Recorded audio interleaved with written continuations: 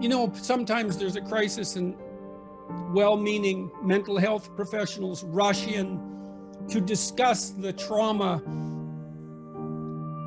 while it's still happening. That's a really bad idea. People are generally traumatized because something actually horrible happened. And dwelling on it in the moment just makes it worse.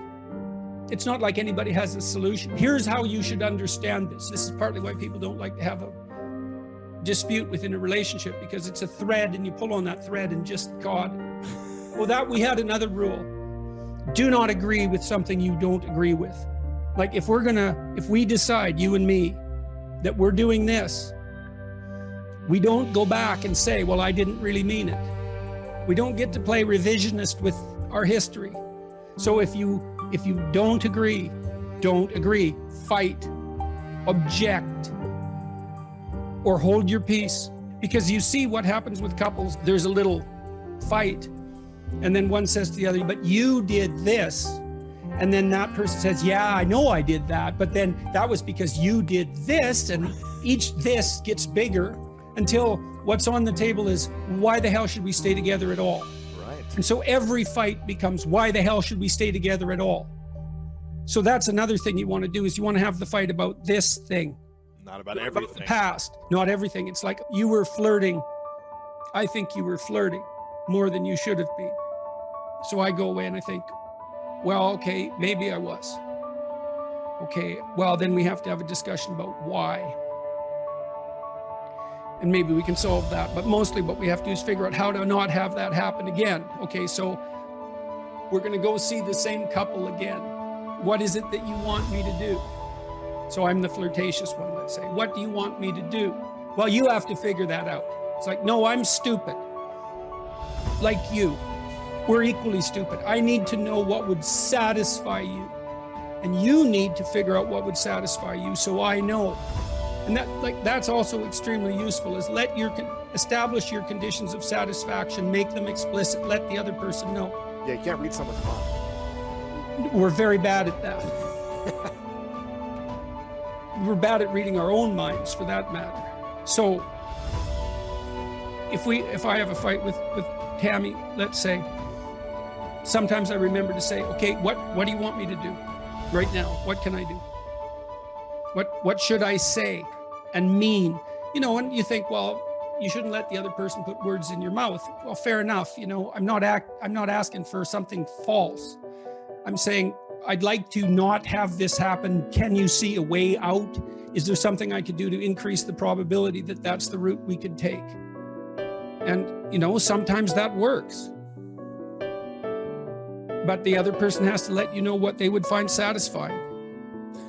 Within the realm of normative human experience, that sex goes wrong in some way. At least you regret something that's happened, something you've done or something that was done to you. So putting it into, when you're the only person that something has happened to, that's really not good, because it alienates you even from yourself. You have no idea what to do with that. And so that's sometimes why people find it such a relief to have their illness diagnosed.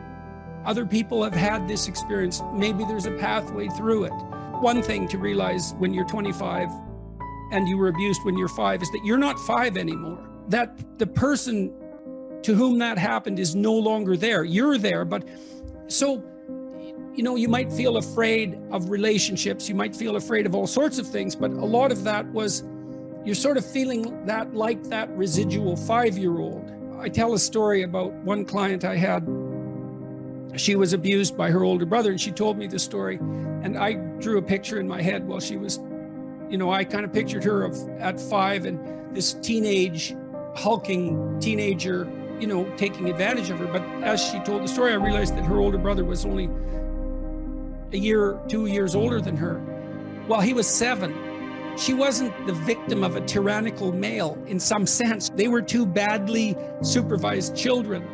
Now, that doesn't mean that what he did was right, but she was still the 5-year-old in the memory, but she was 27 or so when she came to see me. And so the first thing I did was just point that out. It's like, think about the 7-year-olds you know. For a 5-year-old, a 7-year-old is an adult, but for an adult, a 7 and a 5-year-old are clearly both children. Well, that just changed things somewhat. It made her feel less vulnerable in the moment. What your brain wants from you in relationship to a traumatic memory is indication that you're no longer vulnerable to the same problem. Remember something bad and you process it so that you change your interpretation or your behavior or the situation or whatever you can change so that it isn't going to happen in the future. And if you do that thoroughly, you'll generally let yourself rest. You make sense of your past behavior so that the good things that happen to you can be duplicated and the bad things can be avoided. It's not to make an objective record of the world. It's to make a functional map of the world that you can apply to the future. You need a philosophy of evil. You have to understand it so that you're no longer a victim of it, because otherwise you can't put the event in a text. And sometimes that means the development of a real philosophical sophistication. And that can help, because then you can start to separate out malevolence from benevolence, because maybe you're afraid of any intimate relationship now because it's been contaminated with that. And everything's fuzzy and foggy. And so you need to understand the person who did that, at least to some degree, so that you can separate that person out from all the other people around you that you encounter in situations that might be reminiscent. All those things have to be gone through. What do you think when you're ashamed? What elicits that? What are the eliciting cues? What do you think when that happens? All of that has to be taken apart. If you have a memory older than about 18 months that still bothers you, right, it means that you haven't decomposed that experience sufficiently to detach it from the emotion. So imagine when something terrible happens to you, you don't understand it.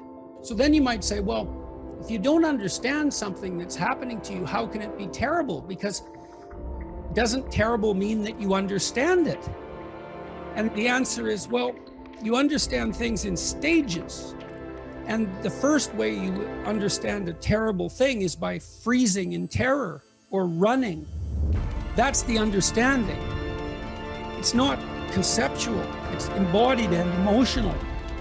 And so, event terror, that's the first category. Now, the next question is, how do you get it out? How do you get out of the terror? You realize that nothing truly dangerous is happening. Well, what if something truly dangerous did happen? Then you elaborate your view of the world to the point where you're no longer vulnerable to that terrible thing. And that's extremely difficult. So the memory of something terrible stays terrible until you effortfully process it and decompose it often into a much more sophisticated map of the world. And it's really hard to do.